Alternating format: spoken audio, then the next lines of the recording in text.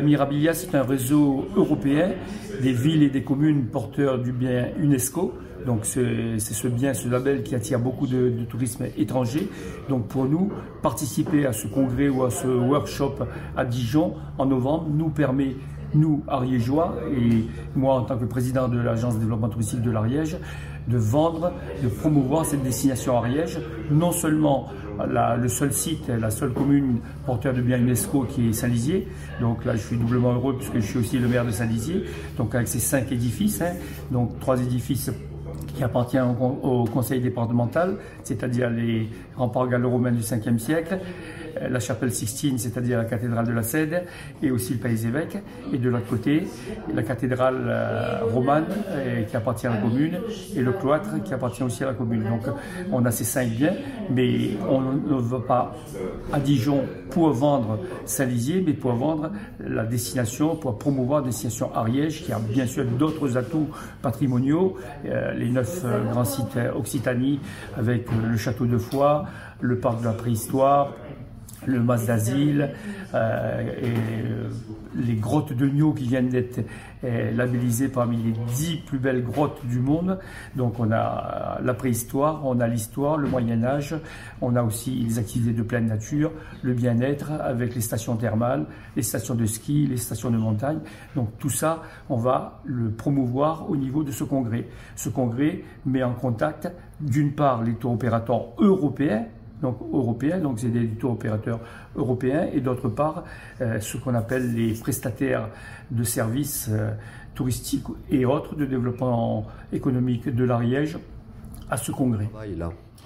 C'est important d'avoir un contact direct entre ce que j'appelle les vendeurs, enfin nous, c'est-à-dire les gens qui ont des prestations touristiques ou commerciales à proposer à ces acheteurs. Et de l'autre côté, on a les tours opérateurs qui cherchent justement des destinations pour pouvoir les proposer à leurs clients qui viendront visiter l'Ariège. Donc c'est important pour nous d'avoir un contact direct, et les contrats seront faits soit pour l'été 2025, soit pour l'été 2026 et l'hiver 2026 exactement aussi. Donc il y aura à la fois les ventes de promotion de stations de ski, mais aussi les promotions des stations thermales, des activités de pleine nature, d'été, d'automne et de printemps. C'est une préoccupation fondamentale, essentielle du département, du conseil départemental et bien sûr de l'ADT, qui a la mission de promouvoir le tourisme. Le tourisme, l'économie touristique, c'est le deuxième levier de développement économique en termes de retombées et économique sur l'Ariège. Donc le premier c'est l'agriculture et le deuxième c'est le tourisme avec toute son activité et qui s'associe à ça, les hébergeurs, les restaurateurs, les offreurs de prestations touristiques, les animations, les activités culturelles, tout ça, ça permet d'avoir des retombées économiques très importantes pour l'Ariège, d'autant plus, comme je vous l'ai expliqué plusieurs fois, l'industrie a perdu de son importance sur le Tarasconnais, sur le Couserans. Il y a encore de l'industrie, bien sûr, sur Pamiers, sur Mazères, sur Saverdun, sur l'agglomération Foix-Barry. Mais les autres territoires sont très intéressés, mais aussi ces territoires que je viens de citer sont intéressés par l'essor touristique de l'Ariège. Moi, je me réjouis déjà d'avoir pas mal d'entreprises lors de ce déplacement Mirabilia à Dijon au mois de novembre.